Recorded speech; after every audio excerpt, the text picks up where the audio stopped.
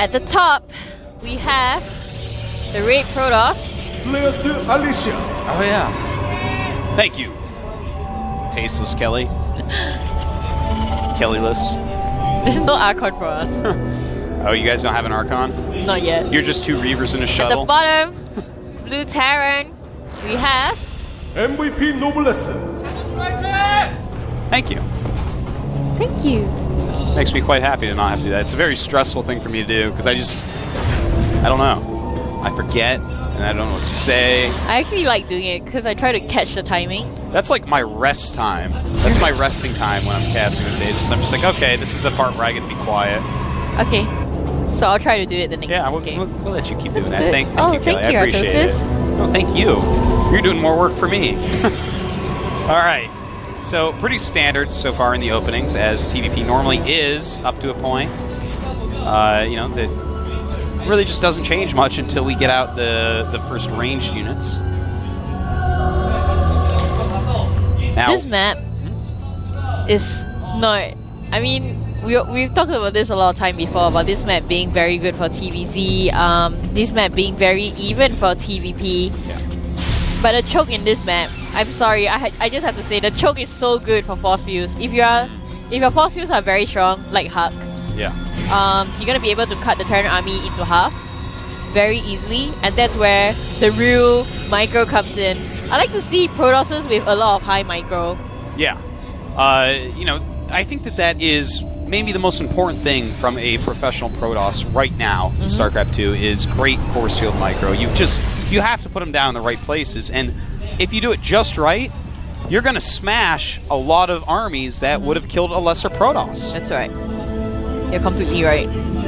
I've seen your force fields, they're really good. Yeah. You know, Pretty good. You know, for this map, it's very common to see Protosses actually go for either 3-gate expand or just 4-gate attack. Because that's just the simplest thing to do because of the structure of this map. You can put a pylon at John's common knowledge, or you can put it behind the mineral lines of the expansion of the Terran player right now. And you just prevent the expansion really easily. You do see a factory coming up. Noblesse. I wonder if he's going to get a second gas coming up here. You know, he's getting that reactor. And normally with the reactor, that's going to mean a lot of Marines, which means a lot of gas-heavy units as well. Maybe, possibly one Rax, one Fact siege tanks. Possibly, yeah. I guess think you're right. I guess so. You're right. He's standing there with his Marine. He wants to prevent the scout, but Probe does manage to get in. He does a mineral trick, right? Yeah. Where you click on the mineral. I like that a lot, actually. Your worker gets in. Alicia. Slayer's Alicia. Guess what? Artosis just stole that idea. I am going to do that to scout people's bases from now on. Because you're so blind until that first observer. Wow. Well, if you guys play Artosis, you know you can't stop his scout. I'm actually so happy right now. This is awesome. This is actually better than bringing a Zealot into scout. Yeah. It's like a definite get in. Wants to kite the Stalker and Zealot in front. Realizing he can't really do any true damage there. I am just... Actually, I'm like just trying to commit it to mind. Note to self. Send Probe and first Zealot to scout Terran. Writing it down right now. I actually seriously do not agree with Alicia expanding right now. Now he's going to regret it because he sees a semi-army that is pushing out from Noblesse. Might cancel it. The army that Noblesse has is pretty scary, but if he can take out that siege tank, he can out-micro the Marines. Yep. You know, Stalkers just simply have bigger range than Marines, so it's going to be the siege tank that's so scary here. And look at that, the siege tank already getting a couple shots off on that Stalker, taking a lot of damage. Got to cut off the reinforcements. Perfect move there by Alicia. May have to cancel his Nexus. To actually stop this push, he can actually chrono out Immortal. He's trying to nuke down the base. He lets the base. He cancels the base in the last minute, last second. Yeah. Just cancels it. That's how you do it. And the Immortal, it's a good choice. Alicia is actually so insanely good. I have a feeling this guy's going to Code S. Every move he's making here is pretty beautiful. I mean, cutting off reinforcements, just canceling, chrono boosting out that Immortal, scouting with the Probe and the Zealot. He does not panic. The one thing that can actually break the push of the Terran player Noblesse right now is Immortals, and he immediately chronos out Immortal. Yeah. to that is the first time I've seen a salvaged bunker die before it was completely salvaged. Wow. Immortals deal damage to buildings fast. And back rocks. Yeah, that's quite true. Build Immortals because they bring down back rocks fast. You do see he actually has 3 supply depots at the front of his base. That's actually quite a funny block. Yeah, it is. Blocking against a Protoss. It's like asking for a Void Ray. Dark Shrine going up, and an interesting choice of his expansion. Now, both these choices are actually beautiful. They are both beautiful, beautiful choices because Noblesse does not have Stargate tech. He has not expanded, and he's very immobile. What is good against all that? Dark Templars. That's going to allow for Alicia actually to expand 1 or maybe even 2 times. Just awesome, awesome choices by Alicia all around. I kid you not, I will be watching this replay again sometime this weekend, or rather this VOD again sometime this weekend to learn from the amazing choices Alicia is making here. Can just see he's a very experienced player, and and he doesn't panic. You can see he's cool, he's calm, even when he sees an army coming towards his base when he had no army. He tells himself, I can handle it. Exactly. He knows what to do in every circumstance. It's actually completely beautiful. It's not a flashy style like we've seen from some people, but it's awesome in its own ways. Now, we do have that Warp Prism coming up. That's going to help out with the DTs, obviously. Uh-oh. There's no turrets in Noblesse's base at all. I said up front, but he does have an engineering bay. Oh. He's going to warp in right now. It's time. Time. We do have, well, it looks like he has 3 scans saved up, so going to have to make quite a few DTs to actually make this work. A turret going to go up in every location that one's needed right away. Uses SCV. Repair, tries to get a surround on DT, loses quite a few SCVs over there. 8 kills on that DT. On 1 DT. That's right. And he's also attacking the expansion of Noblesse right now, forcing him to not being able to expand. He doesn't even need to take that down, he just prevents the expansion. Yeah, just slows it down. And he has 2 Nexus going up in his own base at the same time. Amazing play by Alicia, saves the DT! I'm a huge Alicia fan, I'm sold. I'm sold, I love this guy. This is an amazing Protoss. This guy is showing so much skill here today. Has 3 bases going up, basically. Is natural going to be done pretty soon. Still has that Warp Prism to harass with a bit.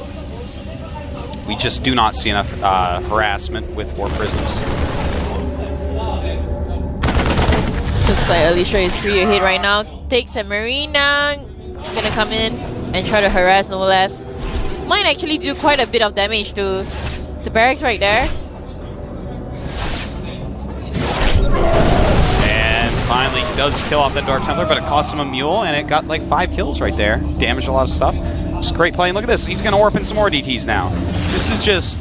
I can't get over it. I'm sorry, guys. I have to keep telling you about this. This is awesome. The way that he is actually toying with this Terran. He knows all the capabilities of his opponent right now, Noblesse, and he's abusing all of them. He's like, okay, I know exactly what you're capable of doing right here.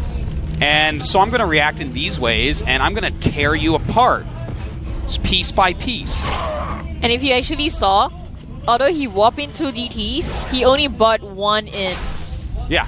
To harass, and then he brings 1 more in right now. Might actually take down the tech lab that has a research going up. That is so big. Must not lose that. Oh, very nice kill by that DT. Oh. And Noblesse is starting to just fall apart. This is... You know, a lot of people don't have great crisis management. They can't keep up at this point where they feel like, oh my god, I'm being killed at every point in this game. And you know what's incoming? Psy Storm. I know. Look at that. I'm very sorry, guys, but I just don't think Noblesse can handle Alicia right now. No, and here's the thing. Supply-wise, they're very close. It's 84 to 83. I'm not even going to tell you who has which, because that's basically the same number. So they're similar supplies, but Alicia is about to explode. He's about to explode into so many units. His macro, his tech is all going up so quickly, whereas Noblesse, yeah, he's still making units, but it's all lower tier. He's making a lot of missile turrets. He's turtling up a whole lot. Why is he not building 1 Viking to stop The warp prism from coming in. That is a great point, Kelly. I don't know why he's not doing that. A Viking is pretty cheap. Oh! Gets away. He could have got a Viking maybe 5 minutes ago. Yeah. And he wouldn't have lost that much. But the thing is, he's playing completely, almost blind, I think. Does not see the expansion, the second expansion. Yeah, he doesn't even know about that yet. That's quite true. So he thinks, okay, it's 1 base, 1 base. I mean, 2 base, 2 base. I'm still in this.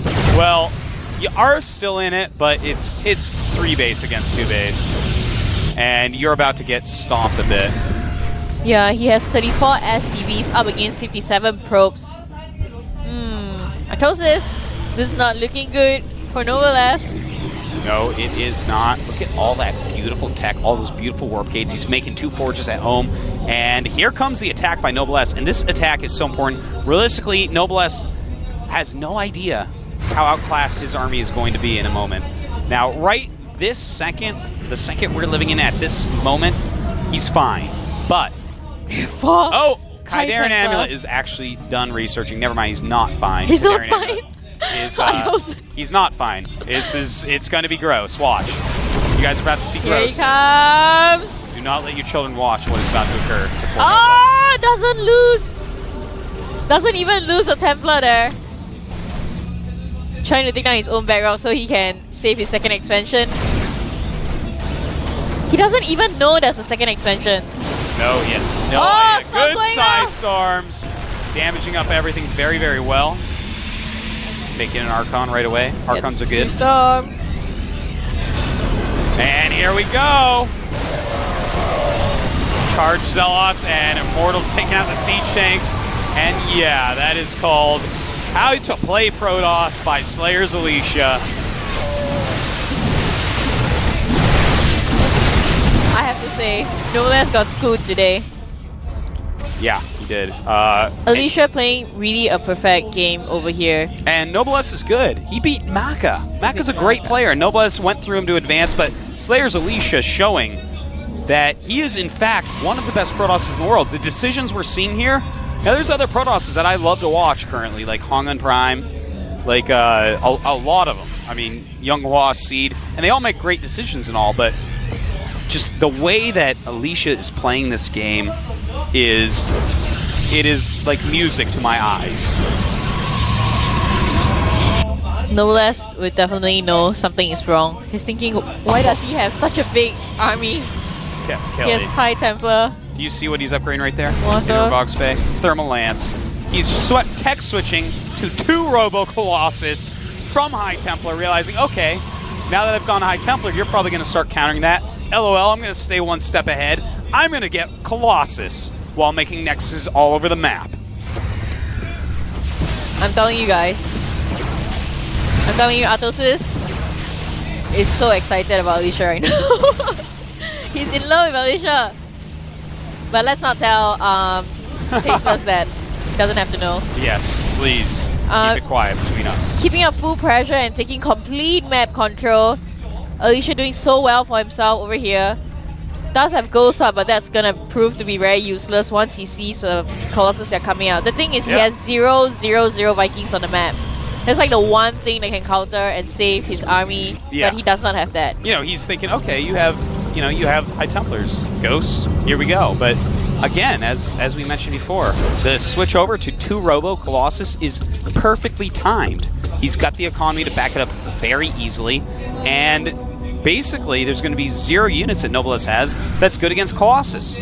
That's it, 0 units. Go ahead, EMP everything, it doesn't matter. These big bad boys are going to rip through that little army that you have there. Rip through it. Well, very soon, we're going to see the end game. Yeah, we are. Right now, maxed out is Alicia, 138 for Noblesse. Oh, man. Oh, here we go. And with those Colossus coming in, Noblesse is going to be feeling like, oh, I'm going to be in Code again. Beautiful size storm all over his own Zealots. Colossus taking complete range of everything there. Noblesse calling GG any minute now. You do see the Zealots coming in, taking out all the SCVs. That is a real GG. Yeah. Real GG. Very, very, very well played by Alicia. I'm so impressed. I can't stress enough how impressed I actually am with this man. It's very hard to impress Ro16, but Ro16 is impressed. I tell you, I am hard on people, Kelly. There's no question. Out of every commentator in the world, I have to say I'm the hardest analyst to please. But Alicia I'm actually in a little bit of shock because this guy was so under my radar. I mean, I've seen him every now and then. I knew he was very highly ranked, but that doesn't necessarily mean a whole lot. This guy's decisions, every little piece of his decisions was so well thought out. He knew the ins and outs of everything. His build opened the same as Game 1, but he saw different things and reacted completely differently and just tore him apart. It wasn't like MC, though, because MC just grabs you and just rips you apart because he's Kratos Protoss. But Alicia is like a surgeon. He's like a ninja. Hitting pressure points and stuff, you know? He's like throwing little darts at you and stuff. You're like, oh, that hurt just like a little bit. And it hits you over. You're like, well, that hurt a little bit. Bzzz. And one hits you in the neck. You're like, I'm getting dizzy. What's going on here? He picked him apart. I love it. Awesome player. If he doesn't make it in Code S, I don't know what I'll do. Because he's had one player that Ro16 would be like, go say, Ro16, you can vote one player into Code S. I was loving Squirtle's and Ace's play, but this guy is like a step above that. They played great, and there were two of the first Protosses that were really playing a very solid style. But the decision-making of Alicia is like, oh my. All right, so we're going to have a 10-minute break. There aren't going to be any interviews today. I'm sorry about that. Where Ro16 is actually going to go fanboy Alicia for a little bit. I am about to go and be like, all right. Ask him out for a mandate. I'm going to put on my official GSL tux and be like, I need your replay pack. And he's going to be like, wait, what? Why? I'll be like, do you want to be disqualified from the tournament? I want your replay pack. That's my plan. All right. We'll see you guys in 10 minutes. Don't go far.